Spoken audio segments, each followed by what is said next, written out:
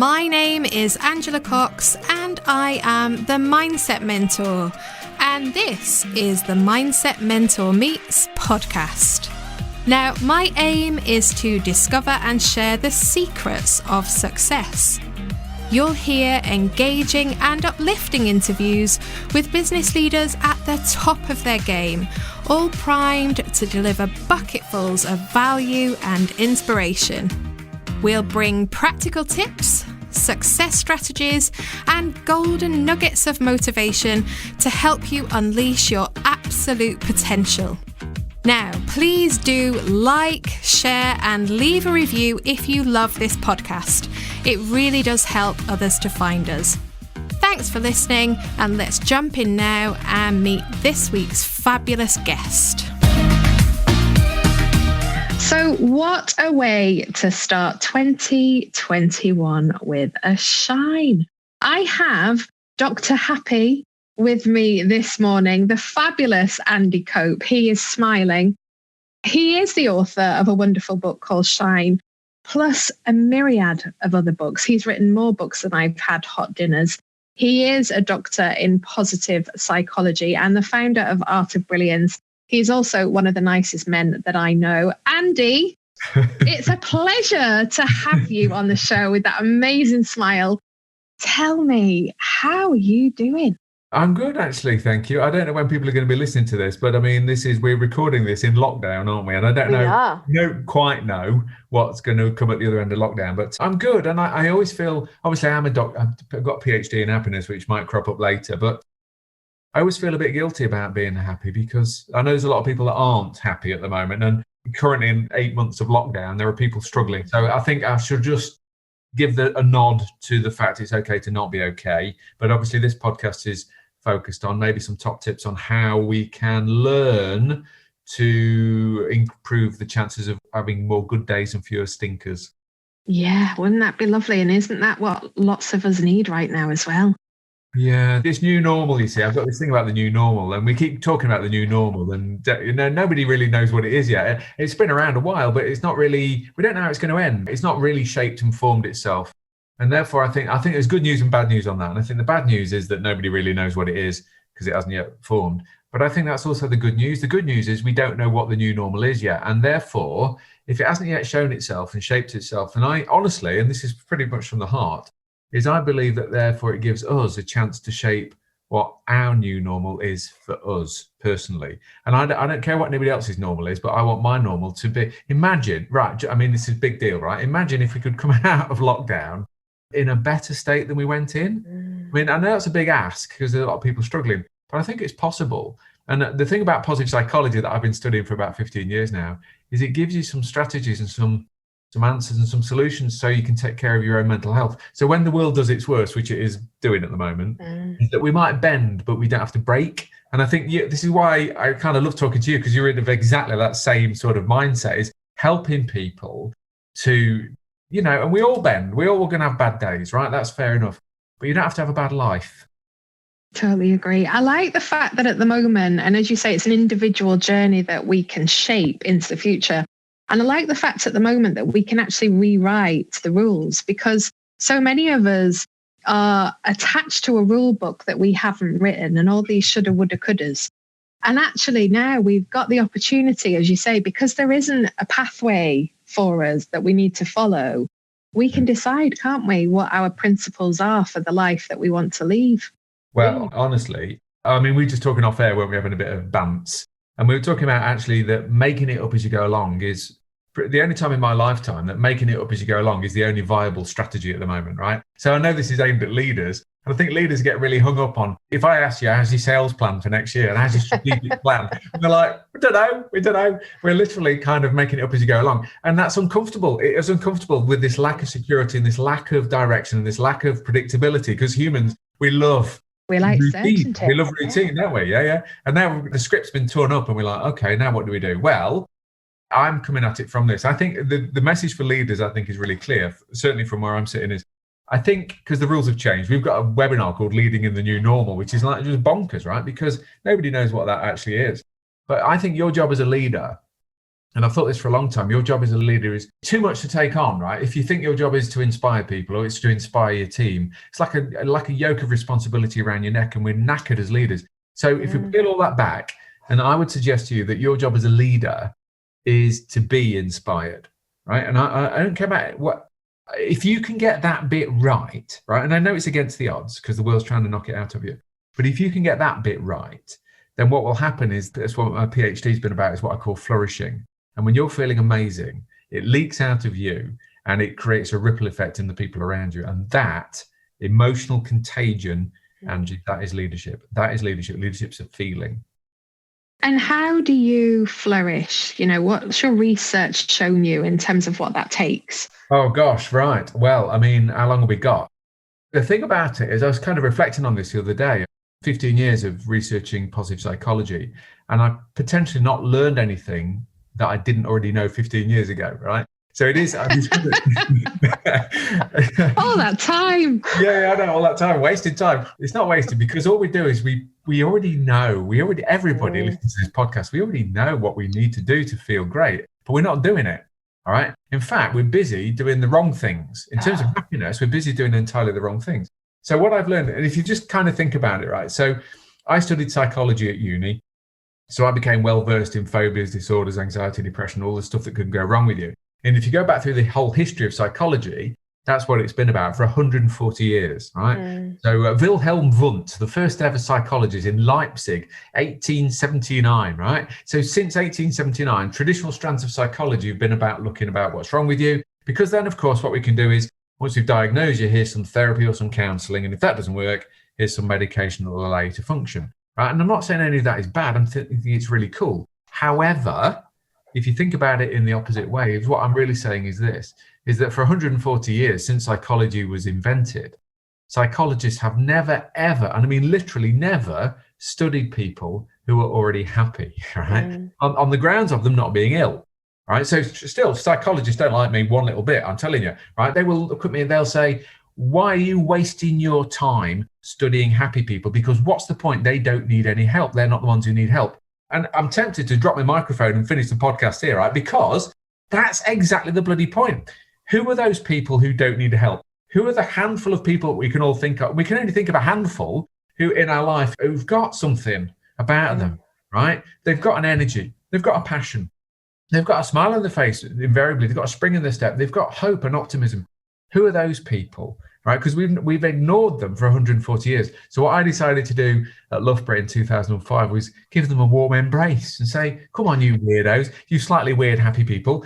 3 things I want to know, because I'm a simple bloke, right? First of all, who the bloody hell are they? Who are the handful of happy people? Secondly, what are they doing that allows them to feel amazing? And thirdly, most importantly, which is exactly the space you're in, is what can we then learn from them that we can put into practice in our own lives, so we have got a better chance of feeling amazing as well. And I just think that when the world's doing its worst, which it is at the moment, then it's even more important that we know how to be at our best. Absolutely. Right? Yeah. So essentially, that's what I set out to do. It ends up as a PhD thesis, 130,000 academic words that I wouldn't wish on anybody.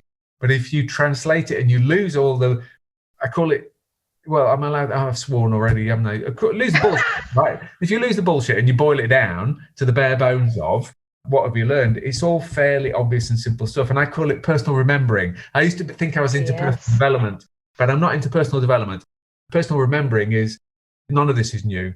The stuff you talk about isn't new. The stuff I talk about isn't new. We're trying to remind people how to be their best self, right? End of. That's it. Now, and I think most people already know, but they've just forgotten. That's what I've learned is stuff my grandma used to tell me, and I've just proved it.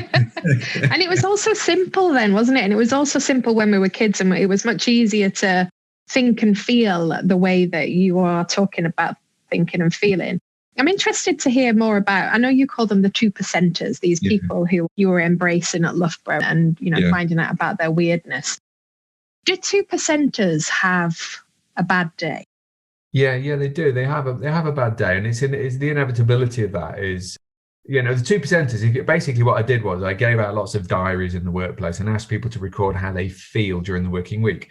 And then what I was able to do was then plot people on a graph of well-being or happiness, basically. And if you do that, there's a lot of people kind of in the bottom third of the diagram who are a bit grumbly and they're not depressed and they're not sad. I call them mood hoovers. Your mood hoovers. Let's not go there, because we all know them, don't we? We all work with them. You might have got one at home or married one, I don't know. But the mood hoovers, remember, they're not sad and they're not depressed. They're not on medication. They're just a bit stuck in being negative about everything, like rolling of eyes and tutting. Now, COVID's given them a reason to moan, but they were moaning way before March, weren't they? They were moaning about everything. Anyway, that's fine if you want to be fine. But if life is a short and precious gift and it's hurtling by in a blur, then the 2%ers, when you plot the graph of well-being, these are the weirdos that we spoke about. These are the ones who psychology has ignored for 140 years. When you plot them on a graph of well-being, they're the ones near the top. So statistically, they're anomalies. These are weird people. So I set out to find them, the 2%ers, and I describe it like the Ready Brek glow. I don't know how old your listening public are, but if anybody's around in the 80s, you remember an advert for Ready Brek. Central heating for kids as a strapline. And there's a little boy in his Ready Brek breakfast cereal, and he developed a glow on the outside, which is a bit weird. He had this orangey glow, and it was snowing outside. He went to walk to school with his mates on this cold morning, and all his mates are like, oh, isn't it horrible? Oh, don't you just hate the weather? And they were sloping out. And our hero, right, you can see him, he stood out a mile, right? He was the only one. He had a glow, which was obviously a very strange thing. But he was the only one in the crowd walking to school going, don't you just love the winter? Shall we go sledding? Shall we build a snowman? And I guess that's the 2% thing. It is almost manifests itself in a glow on the outside, but crucially, it starts on the inside. And it's nothing to do with Ready Brek, right? Obviously, it's to do with habits that the best thing about being a 2%er is two things. First of all, it changes your life just beyond, oh my gosh, it's just a game changer at work and at home, the best version of you. But the second thing, it's pretty much a learned behavior. All right. And so hang on. So these people with the glow on the outside, it's not accidental. They're not born like that. No. They've got some strategies in their head, largely strategies. They live in exactly the same world as everybody else. So it rains on them. Lockdown happens to them. Their train arrives late as well. So the external world is exactly the same. The difference is the way they're making sense of it, which is, once again, that's a space you're in. It's that's the magic, isn't it? More about this than I do, I suspect. In fact, I've heard a little. You're doing a PhD as well, aren't you? Oh, you're kind, aren't you? What are you doing? Tell me. Well, I will be later on in 2021 when I've finished at Cambridge. I'm going to go and do a PhD in professional coaching. And I'm interested to understand the difference between men and women when it comes to self-belief. Because what's interesting about the podcast, Andy, is we ask about the secrets of success at the end. And men tend to say that self-belief is the secret to success, and women never do. Women are tending to say that self-doubt and the inner critic gets in their way a lot more than it does for men. Whether that's true or not, I don't know, but that's certainly what the research is showing in terms of what people are saying on the podcast. So I want to explore that a little bit more. Gosh, I can feel another book coming on at the end of that. There is another book coming on. I'm going to write one with you. Straight away, that's a really genuinely interesting PhD. Instead of some pie-in-the-sky academic principled thing, like you can use it. It's genuinely useful, because there's too many academic stuff that's written just to be academic, and it's non-accessible, isn't it? It's pointless, yeah. Whereas yours is I'm interested straight away. That sounds like it could be a thing. The thing about your PhD, you do gather your data, you write it all up, and you either prove it or disprove it. It doesn't matter if what you just said is true or not. The point is, you will add to the body of knowledge that's already out there, which is essentially the PhD process. And we inch forward as a result. So, well, keep me in the loop on that one. I will do. And of course, you've already got yours. And I love the fact that you are Dr. Happy. And let's go there then. Let's find out a little bit more about you. Because on the podcast, as normal, we would ask about the proudest moments of the guest. So I'd love to know about your 3 proudest moments, if you're happy to share them. Yes. I would say probably straight away, off the top of my head, is the PhD, but it took me 12 years, by the way. And hopefully yours isn't going to take 12 years, right? And people go, well, can you actually take 12 years? No is the answer. You can take a maximum of 7. So how did you manage 12? Well, I broke the rules. Here's a top tip for the listeners. In the end, they just gave it to me to leave. I'd just been there so long. Are you a man who who writes like books every 5 minutes. No, I know. 130,000 words, nothing for you. No, I know, but they're big words, and big words I don't like big words. But no, it's not the PhD necessarily, and the fact I stuck it at it. Yeah. But it's the fact that my daughter, this was at Loughborough Uni Business School, my daughter, who graduated and then she did a master's at Loughborough, and we graduated at the same time on the same day. So I got my PhD and she got a master's from Loughborough. I mean, that was decked out in our gowns and our cloaks like Hogwarts, and it was a magical, magical moment. Yeah. That is amazing. That is good, isn't it? That is good, yeah. And yeah, that's pretty cool. So, and obviously then I'm sure everybody says kids, but it's not like having kids. I mean, my wife did all that. But I think hopefully, and it's never an exact science, is it? But they've turned out okay. I'm not going to tell them that, obviously, too often. God, no. Heads, but I'm quite proud of them. Quite proud of them. That's really lovely. So, yeah, how many children have you got? I've got two. I've got Soph, who's now 25, and Ollie, who's, I don't know how old he is. I think he's about 21, maybe. Is he at uni? He's one of these. He got curtailed. He graduated just suddenly, had to leave Newcastle in March. Now he's doing a master's because there's no jobs, nothing else to do. So he's basically, killing a year doing a master's at Birmingham. He's not been to Birmingham once. He's just doing it online. So, bless him. We've got him at home. Good on him, though. It shows that he's resilient, doesn't it, in terms of bouncing forward. That's brilliant. He's doing good, yeah. And what's your third one? Third one, I don't know the third one. I would say probably, it sounds a little bit up myself, but I do like to, if I'm in an airport or a station, is go in the bookshops and see a book with my name on it. I mean, I know that's proper narcissism and self-ego, but not at all. It does give me quite a kind of, oh my gosh, right? Because I know I've got all the same insecurities in my head that everybody has, imposter syndrome. Yeah. All right, so I know. So I'm thinking Doctor of Happiness. Oh my gosh, who's that? Oh my gosh, it's me. That's you. And I go into a bookshop and I see a book with my name on it. I can't help feeling just a little frisson of, wowzer, that's amazing. I can't believe that people are reading books with my name on. But there you go. I'm sure you have got the same in your head, because I know everybody has. Well, I said that to you a few weeks ago when you wrote the foreword for me, didn't you? I was like, oh my God, I'm terrified about putting this out. But, your book you've written lots of books, but there was one for me that was life-changing, which was The Art of Being Brilliant. And I remember reading that on holiday, probably 5 or 6 years ago. So before I went through the transformation, and it really made me sit up and think about who I am. Because back to your 2%er research and that middle ground, I think I spent a lot of time in the middle. Yeah. And what your book taught me to do was to push up into that 2% area. And I don't think I spend all the time in the 2% area. I think I'm able to go down into mood hoover, and I'm able to spend time in the middle. And I have to decide and make a conscious decision to get up into the top slot. And that's what your book helped me to do. And I recommend it to all of my clients now who I work with one-to-one, because I just think it has such amazing messages in it and really smacks you in the face in a gentle way to sit up and take responsibility for who you are and for how you live. Well, but you said I decide and I make a conscious decision, and that's basically it, right? Which is why this 15 years of research is, if I was to tell you that the biggest single thing that 2%ers do is they make a conscious and deliberate choice to have a positive attitude, right? And I'm like, if I deliver that line at a conference, you can see the eyes of the people are rolling and going, what? Is that it? Yeah, you're not going to fix me? You must have found out something a bit more complicated than that. And of course, it doesn't sound like that in the PhD. I wrap it up in language that even I don't understand. But if you lose all that and you boil it down to the bare bones, is 2%ers, you and me, on our best days, we've consciously and deliberately made a bit of effort and we've chosen to have a positive attitude. And that shines out statistically as the biggest single thing. It's the most obvious thing in the world, but again, it's the personal reminder is, oh, right, no, I can choose. Now, it's a bit of a nuanced academic point, but it's not choose to be happy, right? And this is like quite a big deal, actually, because happiness is an emotion and you can open up to it and let more in, but you can't choose happiness. But positivity is not an emotion, it's an attitude. And therefore, it's something that you can work on. It's something it's like a mental muscle. You can get better and better at it. And it's not easy. So why do I call them 2%ers? Because there's not many. We can all only think of a handful of genuinely positive, upbeat people in our life. And why are there so few? It's because it's harder.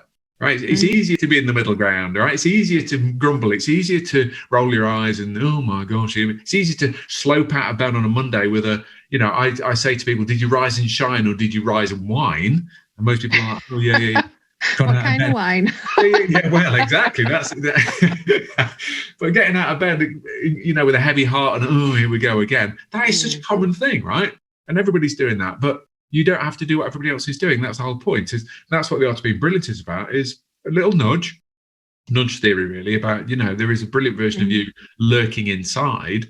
So it's almost, sounds a bit cliche, but I tell everybody you already are a superhero, but you're pretending to be normal. So nice. Stop pretending. Yeah. And in your research, when you looked into all of this, did you consider what might have happened to people before? And are your 2%ers people that have never experienced adversity, trauma, challenge? Or are they indeed people that have had those things but are still applying this thinking? So that's a great question. A bit of both. I was to tell you that a lot of 2%ers have had significant trauma, which has knocked them into being a 2%er. So sometimes you wait for some big kind of thing where you've got cancer or you've got something horrible or somebody that you love dies. And that is a wake-up call that, shit, life really is a short and precious thing, right? I've got to make sure that I make the most of it. Now, I don't want to wait to get some terrible diagnosis before my life starts to kick in and be positive. So the truth is, some 2%ers have had a wake-up call, and that has kicked them into being more positive. And some are. It's really helpful if your parents are 2%ers. It's not a guarantee that your kids will be that way, but that's probably the biggest thing you can do to, if you want your kids to be happy and positive and confident and upbeat, then you can't command that. What you've got to do is be it first. And the general rule of parenting, and I know that you know this, but the general rule of parenting is your children won't do what you say, but they will do what you do. And that's the thing. And they can't not follow, right? Because it's called social learning, and they'll look at you and go, all right, that's normal. So you've got to we're back to the new normal, yeah? Where is your new normal? Is it Mood Hoover going through life grumbling, oh, bloody hell, is it Friday yet? Or is your new normal? So, dear listener, yesterday, Andy and I recorded the first half of the podcast, and we got cut off halfway through, had to start again, and I forgot to press record. So he's very graciously returned on day 2 for us to finish this podcast. Andy, you're so gracious. Thank you. The word plonker isn't used enough, is it? Eh? I tell you, I can give myself that label. I'm cool with it. I'm cool. Good. Here's a top tip then. There's something called the pratfall effect, right? It's an actual thing, if I can remember it rightly. So the pratfall effect is like when you mess up and you make a mistake, is come clean with it and admit it. And actually, something in the academic literature, I promise you, you are deemed more gorgeous when you admit to your mistakes. So people deem you more attractive, which probably explains, Ange, why you're so gorgeous.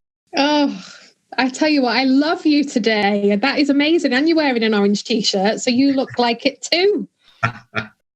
Shall we carry on? Let's go for it. Some top tips. Neither of us can remember what we did yesterday, can we? So let's just pick up. We might cover the same things, but forgive us.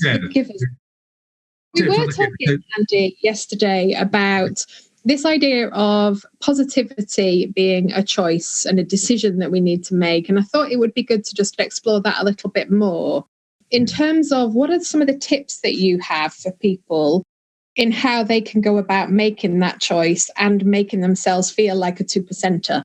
Yeah, okay. Well, there's loads and loads of stuff, obviously. Most of it falls into the bleeding obvious category. Can I give you some of the new stuff that I've only just surfaced for me?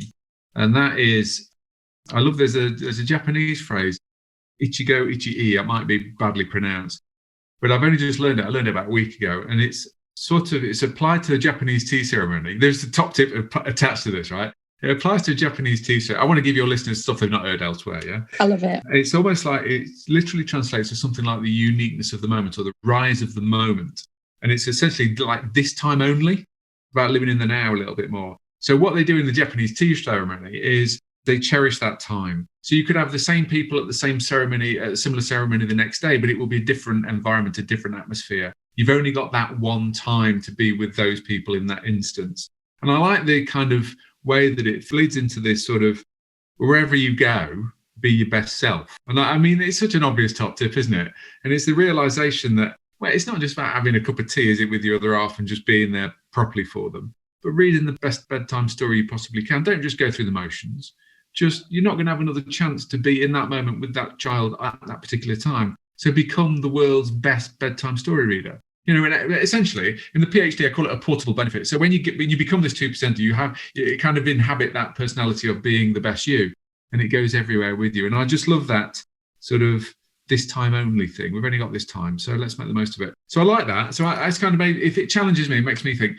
The other thing I've only just realised, and I think you're way ahead of me on this in terms of self-care, is having an eye on, because self-care is everywhere now. So looking after yourself, I understand, and I've read your book, and I think it's brilliant.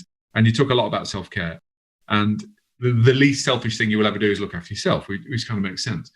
But the fact that you've got to be kind to yourself, true self-care is being kind to yourself now and having an eye on your future self. And I've been in the game 15 years, this positive, and I've never really realised that. So keeping that eye on your future self. So what that means is when you might come home from work and be exhausted and think, do you know what, I've had a crap day, I'm going to have a glass of wine. And the glass of wine is being kind to yourself now because it relaxes you. And then having 3 glasses of wine might be kind to yourself now, but it's not being kind to tomorrow's self. So having a biscuit, when you come, I'm knackered, I'm exhausted, I want some sugar, I'm going to have a biscuit. The old version of me would eat the whole packet, right? Because that's been nice to myself because I feel bad. But if I've got an eye on the future self, and I've got an eye on being nice to my future self, then I'll have a biscuit, I'll put the packet away, because it's not being kind. If I do that every day, it's not being kind to the future self. So I think, honestly, it's like 15 years I've been doing this. I've only just twigged about being nice to my future self now. I love that. And we don't hear that enough, because it's always about the inner child, isn't it? And, you know, looking after what happened to you and nurturing that little version of you. But the idea of thinking about you tomorrow, you next week, you in 20 years' time is a real incentive. Yeah, isn't it good? Being nice to yourself now, like for the 20 years' time, so that they will benefit. And the other thing about psychological safety, and I know we spoke about it unrecorded yesterday, so can I just kind of recap on that? Because once again, it's a huge thing business-wise. So lots of businesses will book us to do stuff on psychological safety, right? Which is a highfalutin way of saying that what we need is a team that trusts each other. And when you feel, the idea from psychology is when you feel safe and comfortable in a team, then you're open to say what you mean, and everybody can have an opinion and nobody gets bullied. And it's all good stuff, you know, trust and rapport and all that kind of stuff. But blah, blah, blah. I don't really, you know, it's all right, but it's all well and good. But psychological safety, I think, is a bit more about, are you safe to be with yourself, right? And that's a really big question in terms of, are you safe to be left in a room on your own, like with your own thoughts? And I tell you what, once again, 15 years down the line, I'm thinking that is a really powerful question, because there's a word sonder, right? It's a beautiful word. I love words from all over the world. And sonder basically means that every random passerby in your life has the same insecurities that you have. Because I used to think it was just me. And then I read your book, you had it as well, right? So the voice in your head telling you what a dick you are and what an idiot, and you've got no confidence in who am I to write a book? Who am I to stand on the stage and do a talk? So we've all got that negative voice. Everybody's got it. So it's really good news to understand that even the people in your life that you think they've got their shit totally together, they haven't. They really haven't. They've got this psychological, they're unsafe in their own heads as well. So learning to be your own best mate and learning to be comfortable in your own head with your own thoughts, I think is just huge, isn't it? And I know I've read your book, right? You've got a whole book based about lots of different ways on how to do that, is be your own bestie. Love that. So be your own best mate, be more in the moment, be present, and don't go through the motions, you said. And this idea of thinking about your future self. So 3 top tips there. We love them. Cool, good. I think they're new to me, and I think therefore they'll be new to other people as well. Or maybe I'm just slow, late developer, but a lot of this stuff I think what you're trying to do all the time, what I'm trying to do is just give listeners a different way of thinking about personal development. Yeah, so we're not trying to give them same old, are we? We're trying to kind of be challenging them. It's like a cattle prod. I always find half an hour with you is like a cattle prod. It's like, I've learned some stuff. I'm like, wakey. You're so kind. You're so kind. Now, this stuff that you're talking about, is this written in any of your books now, or is this for a future book? some of it, the thing is, I've been writing books for about 10 years. And we go back to the original Art of Being Brilliant book, which I'm so very proud of, but I've learned loads since then. So what I'll keep doing is updating it and try and find, I don't know if you know David Taylor, he'd be a great one to, he's Naked Leader, right? He's been on. Has he been on? David's my hero, right? Because I said, David, why don't you write more books? He says, Andy, he says, how can I keep saying exactly the same message? And he's absolutely bang on, isn't it? So trying to I'm saying the same thing I said 10 years ago, but trying to say it in a better way and actually inching it forward. So it does appear in the Art of Being Brilliant. I've got a book called The Little Book of Being Brilliant, which I think is my personal favourite. It's not the best reviewed on Amazon. Not everybody likes it. But I think in terms of taking you as far as I can take you, I'm getting into quantum physics now and all this kind of, it's really interesting stuff. So, and also books for kids. So we've got a girl's guide to being fearless, and we've got the Diary of a Brilliant Kid. So trying to get the same messages packaged because it's a learned behaviour. You know this and I know this. Because I know that you had a really tough stuff going on when you were a kid. If you knew this then, right? Oh, Imagine.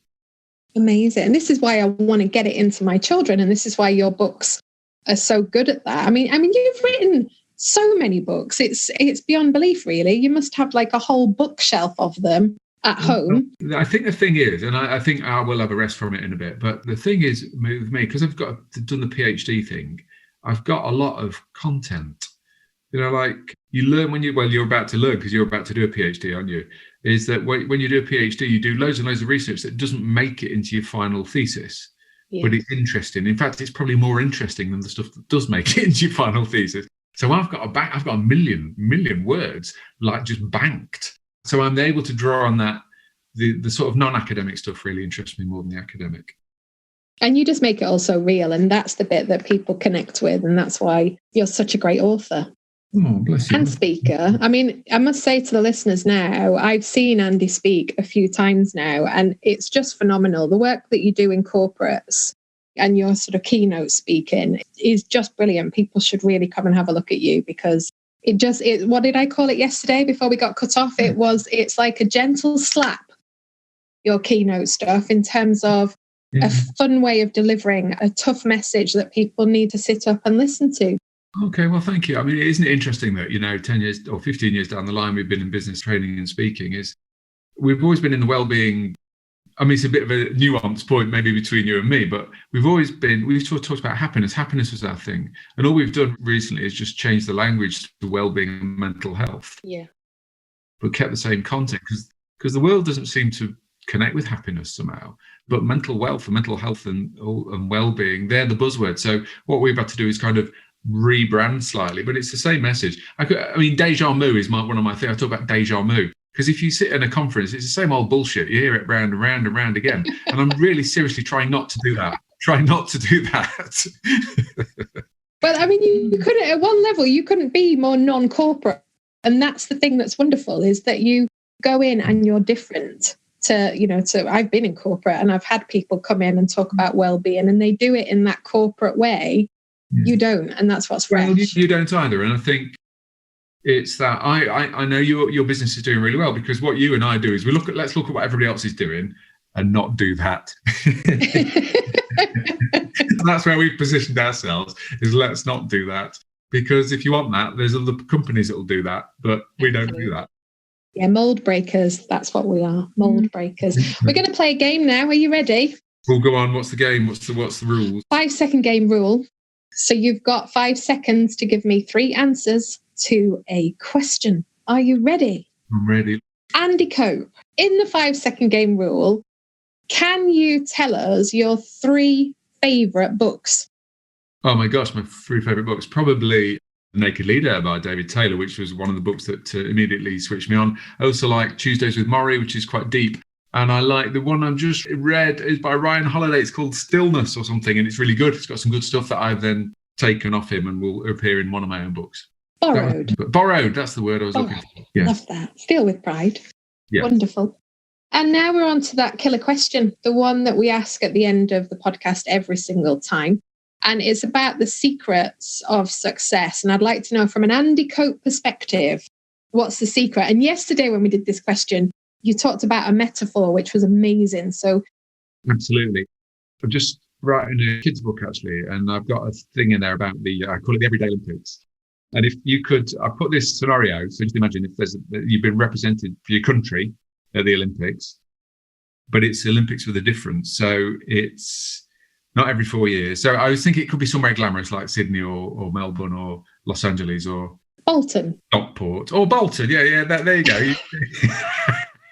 And the Bolton Arena there. Yeah, fabulous. And everybody rocks up, and it happens every day. It doesn't happen every 4 years. It happens every day in Bolton. And it's 10 events that require no skill or talent.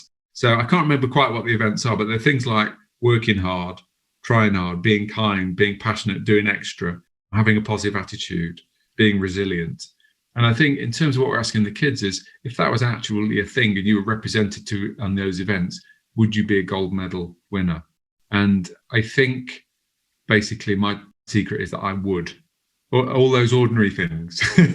So I'm not really good at extraordinary things, but I'm really, really super hardworking and super positive. And that is, I think, my superpower.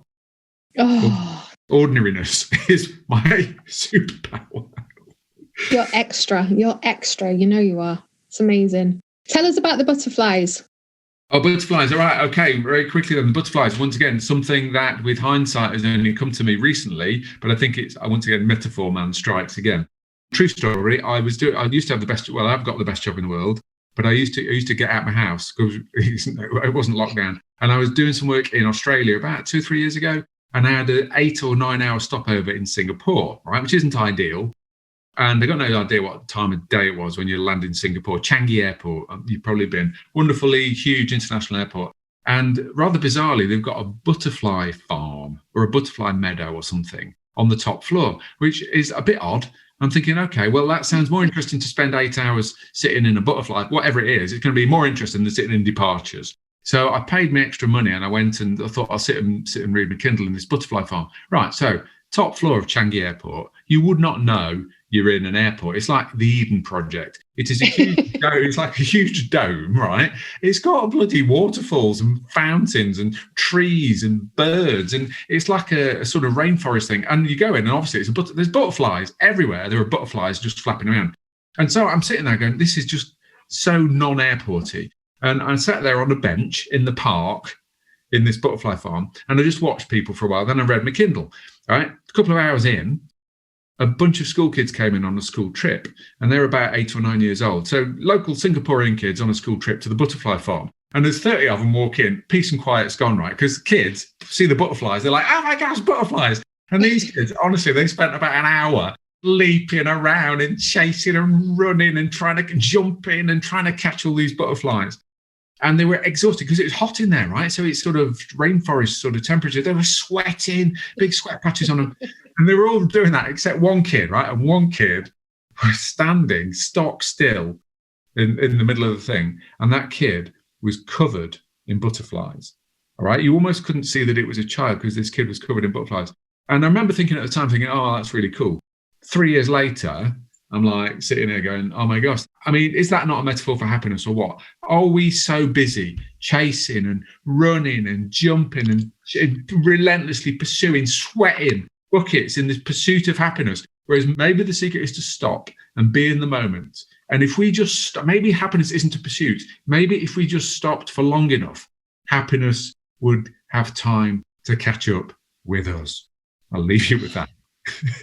You know what? And it's the second time I've heard it and it still gives me goosebumps. I love that story.